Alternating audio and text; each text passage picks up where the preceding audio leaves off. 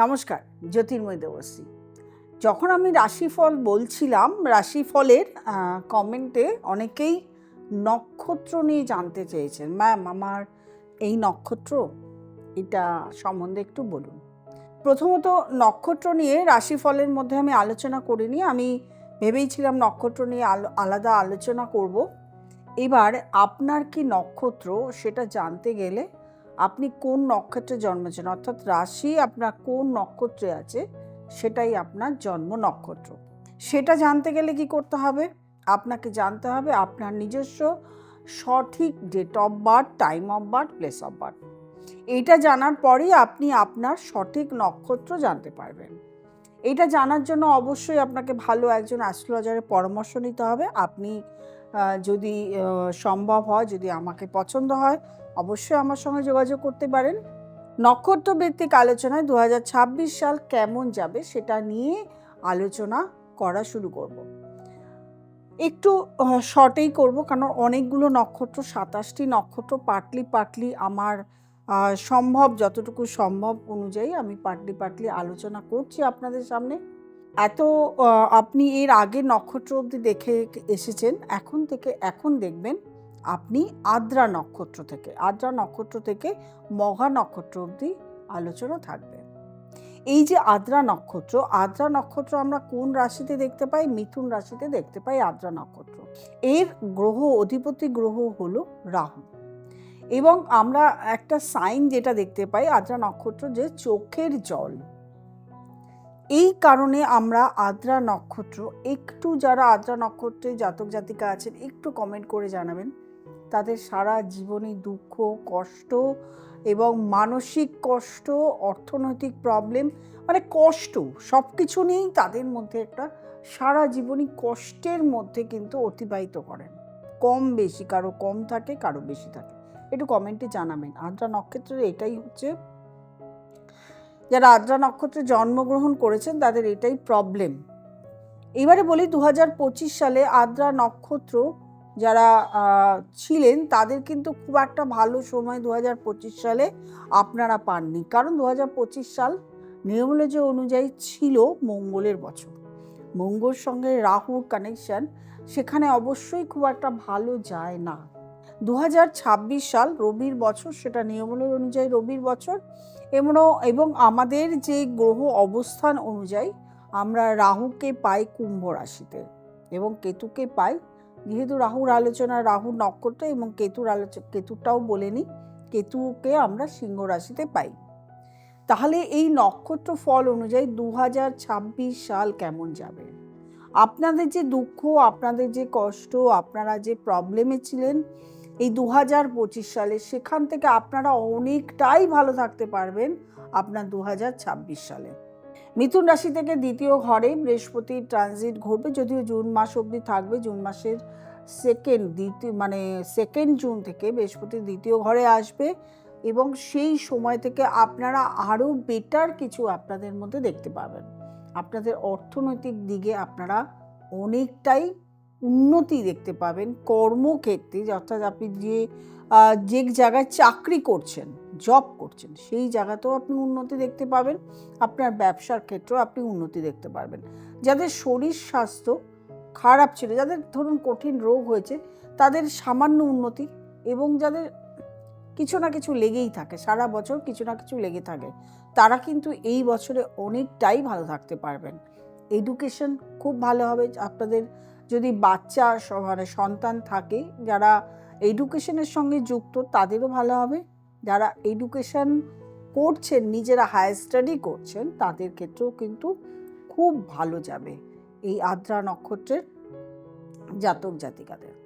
তারপরে আলোচনায় আসবো আরেকটি নক্ষত্র, আমাদের খুবই গুরুত্বপূর্ণ নক্ষত্র, পুনর্বাসু নক্ষত্র। পুনর্বাসু নক্ষত্র আমরা দেখতে পাই মিথুন রাশি এবং কর্কট রাশিতে। এইবারে মিথুন রাশির এক ফলাফল, কর্কট রাশির আরেক ফলাফল, এটা কিন্তু দুটো ধরতে হবে। মিথুন রাশিতেও হোক আর কর্কট রাশিতে হোক, দুটোই কিন্তু বৃহস্পতির নক্ষত্রে রয়েছে, বৃহস্পতি গ্রহের নক্ষত্রে রয়েছে। পুনর্বাসু নক্ষত্রে যারা মিথুন রাশিতে রয়েছেন তাদের 2025 সাল খুবই ভালো গেছে, প্রচণ্ড ভালো গেছে। কিন্তু যারা পুনর্বাসী নক্ষত্রে কর্কট রাশিতে রয়েছেন তাদের কিন্তু 2025 সাল খুব একটা ভালো যায়নি। পুনর্বাসু নক্ষত্র, এই নক্ষত্রের যে অধিপতি বৃহস্পতি, ইনি মিথুন রাশিতেই অবস্থান করছেন এবং 2 জুন, যেহেতু নক্ষত্র অধিপতি কোথায় আছে সেটাও আমাদেরকে দেখে নিতে হয় এই আলোচনার মধ্যে, সেটাও কর্কট রাশিতে 2 জুন আসবে। যখনই আসবে তখন কর্কট রাশি থেকে মিথুন রাশি 12th হাউস হয়ে যাবে। এবং আমি কেন বললাম একটু আগে যারা মিথুন রাশিতে রয়েছে তাদের ফলাফল আলাদা হবে।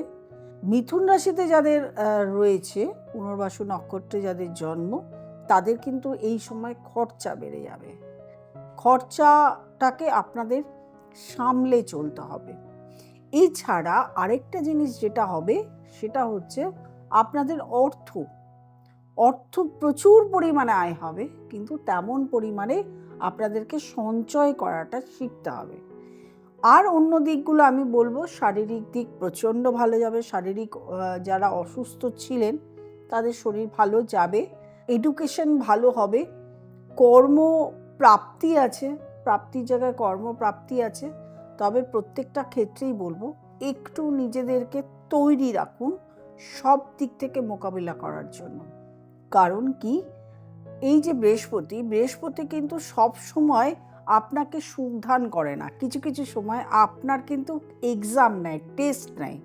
অর্থাৎ আপনাকে প্রচুর পরিমাণে ধৈর্যশীল হতে হবে। ধৈর্যশীল যদি আপনি না হন তাহলে কিন্তু জীবনে অনেক কিছু ক্ষেত্রে আপনার সাকসেস আসতে প্রবলেম দেবে। সন্তান ক্ষেত্র ভীষণ ভালো, তবে একটু শত্রুর দিকটা একটু নিজেদেরকে নজর দিতে হবে। এরপরে আসবো কর্কট রাশিতে যে পুনর্বাসু নক্ষত্রে রয়েছেন তাদের ক্ষেত্রে।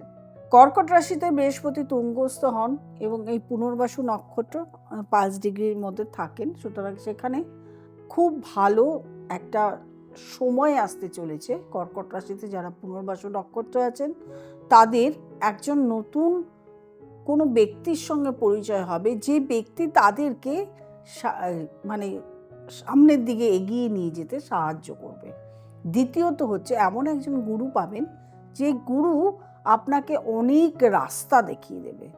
তৃতীয় হচ্ছে আপনার অর্থনৈতিক ক্ষেত্র প্রচণ্ড ভালো যাবে, সন্তান ক্ষেত্রও ভালো যাবে, এডুকেশনও ভালো যাবে, প্রত্যেকটা ক্ষেত্র। এই যে সামনে যে এই বছরের যে ট্রানজিটটা আছে, এই ট্রানজিটটা খুব ভালো ট্রানজিট, প্রত্যেকেরই ভালো যাবে। তবে সব ক্ষেত্রেই কিন্তু প্রত্যেককে কর্ম করতে হবে। কর্ম না করলে কিন্তু সফলতা কারোর জীবনেই আসে না।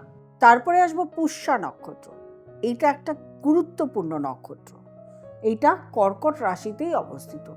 এটা গ্রহ অধিপতি হলো বৃহস্পতি এবং শনি, গ্রহ অধিপতি শনি এবং বৃহস্পতি।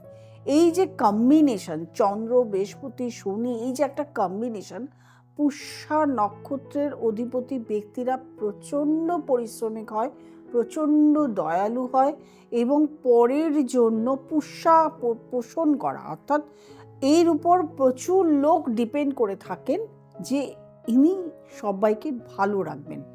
কিন্তু কিছু ক্ষেত্রে দেখা যায় কি, পুষ্যা নক্ষত্রের যাদেরকে পোষণ করেন, যাদের জন্য করেন, যাদের ভালোর জন্য করেন, তারাই এর ক্ষতির উপর লেগে থাকে, ক্ষতি করে দেয়। এই বছরের প্রথম একটা কথা মাথায় রাখতে হবে, যেটা হলো পুষ্যা নক্ষত্রের জাতক জাতিকাদের এই যে যাদেরকে পোষণ করছেন, যাদের আপনি দেখভাল করছেন, যাদেরকে ভালো রাখছেন, তাদেরকে অতিরিক্ত সুযোগ নিতে দেবেন না। আপনাকে প্রচণ্ড সাবধানে থাকতে হবে, শত্রুর থেকে সাবধানে থাকতে হবে। এবং প্রত্যেকটা সময় বলবো যে অন্যের জন্য যে সময়টা দিচ্ছেন সেটা নিজের জন্য দিন। এই যে 2026 সাল, এই সালটাকে প্রচণ্ড পরিশ্রম করুন।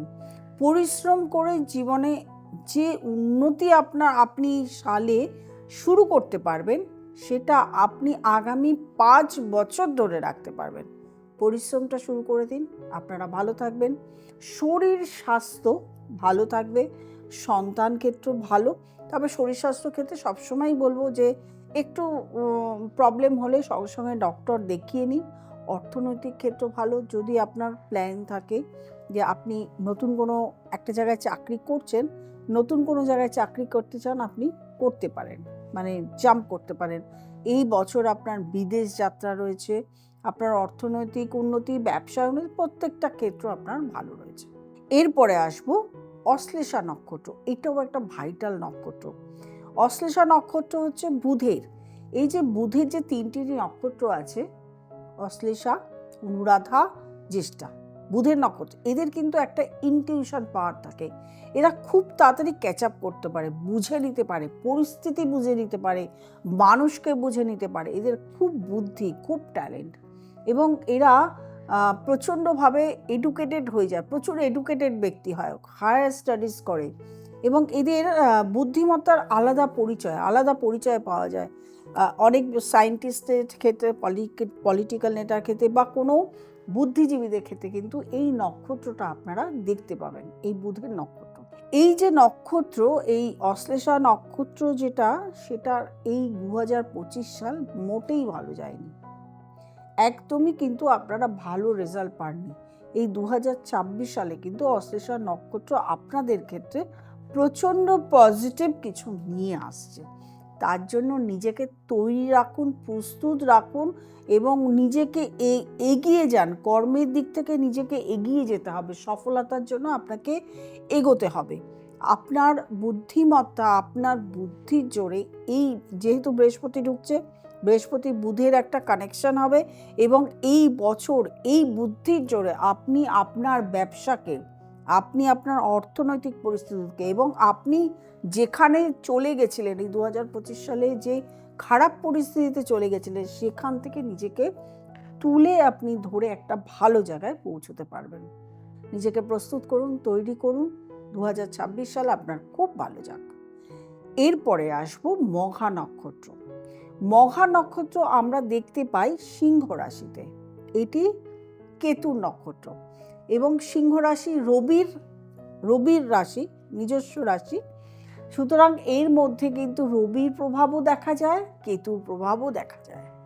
এবং এই সিংহ রাশিতে মঘা নক্ষত্রের ব্যক্তিদের একটু আমি তাদের স্বভাব নিয়ে বলি, এরা সহজে কোনো ধরনের চিন্তাভাবনা, সঠিক চিন্তাভাবনা, সঠিক ডিসিশন এরা নিতে পারে না। খুব সামান্যতেই এরা ডিপ্রেশনে চলে যায়।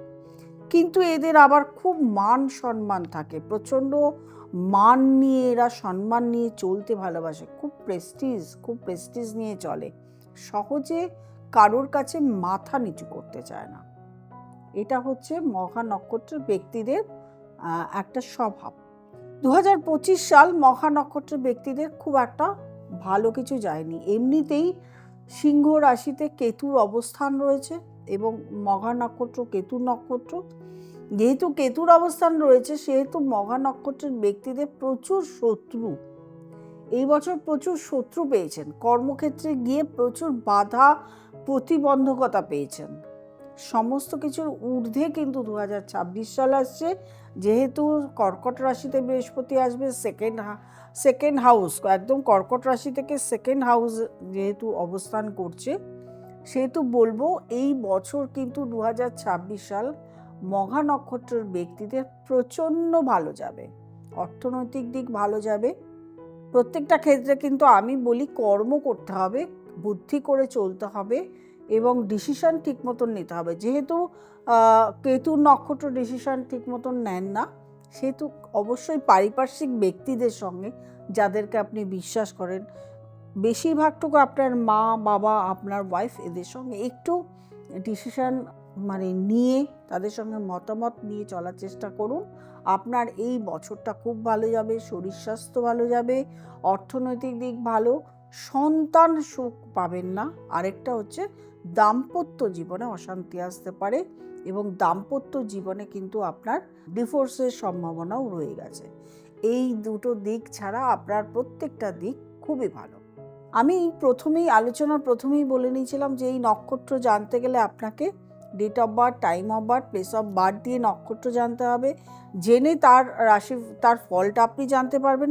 যদি আপনার নক্ষত্র আপনি না জানেন, তাহলে আপনাকে অবশ্যই যোগাযোগ করতে হবে। নিচে স্ক্রলে যে নাম্বারটি রয়েছে, সেই নাম্বারটিতে ফোন করতে হবে, বুকিং করতে হবে, চেম্বারে চলে আসতে হবে এবং অনলাইন কনসালটেশনও চালু আছে।